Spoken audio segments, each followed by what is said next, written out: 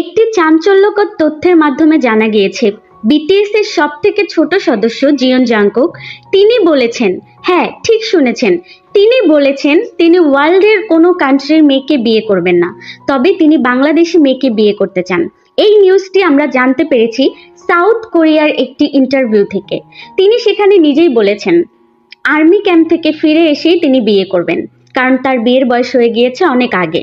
BTS এর অন্যান্য 6 সদস্য বিয়ে করুক না করুক তাতে তার কোনো কিছু যায় আসে না, তবে সে বিয়ে করবে এটা তিনি কনফার্ম করেছেন। আমরা আমাদের বিভিন্ন তথ্যের মাধ্যমে তার থেকে জানার চেষ্টা করেছিলাম মেয়েটি কে। তিনি বলেছেন সেই মেয়েটিকে তিনি অনেক আগেই দেখেছে। হ্যাঁ, আপনারা ঠিকই শুনেছেন, জাংকুক লুকিয়ে লুকিয়ে বাংলাদেশে এসেছিল একবার ফুচকা খাওয়ার জন্য। তখন তিনি সেখানে এসে একটি মেয়েকে পছন্দ করেছিল। তারপর থেকেই তিনি নির্ণয় করেন যে তিনি এসে সেই মেয়েটিকেই বিয়ে করবেন। আমরা অনেক উৎসাহের সাথে তার কাছে জানতে চাইলাম সেই লাকি মেয়েটা কি। তিনি বলল আমি এখন তার নাম বললে অন্যান্য আর্মিরা তাকে পিটিয়ে মেরে ফেলবে, তাই আমি কোনো প্রকার নাম বলতে চাই না। আমি নাম না বলে সরাসরি এসেই তাকে বিয়ে করব। তো আমরা জানতে চাই জাংকুকের কাছ থেকে যে জাংকুক কি সত্যি বাংলাদেশি মেয়ে বিয়ে করবে? এটা জানার জন্য কি আমাদের তাহলে অপেক্ষা করতে হবে?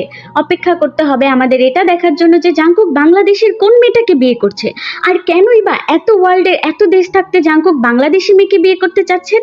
জাংকুকের মতামত অনুসারে বাংলাদেশি মেয়েরা অনেক পরিমাণে টক্সিক হয়, এরা জামাইয়ের জন্য মাইর খেতেও পারে, মাইর দিতেও পারে, আর এই জিনিসটাই জাংকুকের অনেক বেশি ভালো লাগে। জাংকুক বলেছে যদি তার পরিবার বাংলাদেশি বউকে মেনে না নেয় তাহলে সে বাংলাদেশেই থেকে যাবে। হ্যাঁ ঠিকই শুনেছেন, শ্বশুরের দেওয়া বাস চালিয়ে হলেও সে তার স্ত্রীকে খাওয়াবে।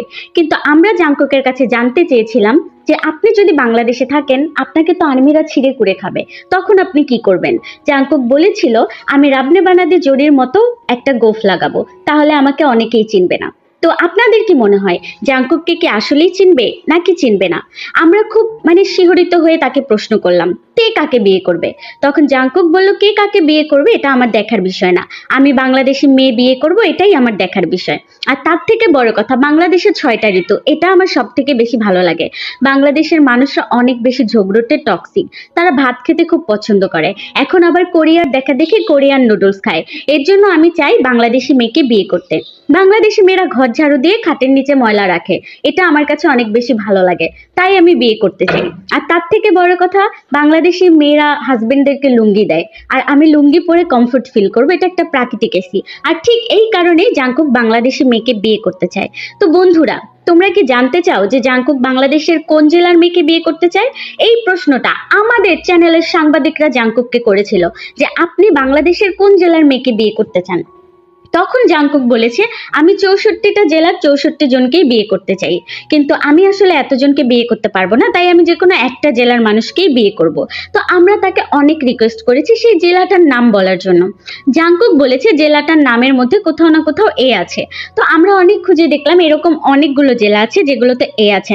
জাংকুক আসলে আমাদেরকে ঘুরিয়ে পেঁচিয়ে উত্তর দিচ্ছে সে আর্মি ক্যাম্প থেকে ফিরে এসে বিয়ে করবে। তো আর্মিরা তোমরা কি জাংকুকের বিয়ে খাওয়ার জন্য প্রস্তুত? আমি তো অনেক রকমের প্রস্তুত, কিন্তু জাংকুক কাকে বিয়ে করবে? জাংকুককে বললাম আপনি কি ফর্সা মেয়ে বিয়ে করবেন নাকি শ্যামলা? তখন জাংকুক বলল আমি কুচবরণ একটা কালো মেয়ে বিয়ে করব, যেন অন্ধকারে তাকে আমি খুঁজে না পাই, আর তখন আমি আরেকটা বিয়ে করে। জাংকুকের এই কথাটা শুনে আমরা অবাক হয়ে গেলাম। তবে জাংকুক প্রস্তুতি নিচ্ছে, সে নাকি আর্মি ক্যাম্পে আর মাত্র কয়েক মাস থাকবে, তারপর চলে এসে বিয়ে করবে বাংলাদেশি এক আর্মিকে।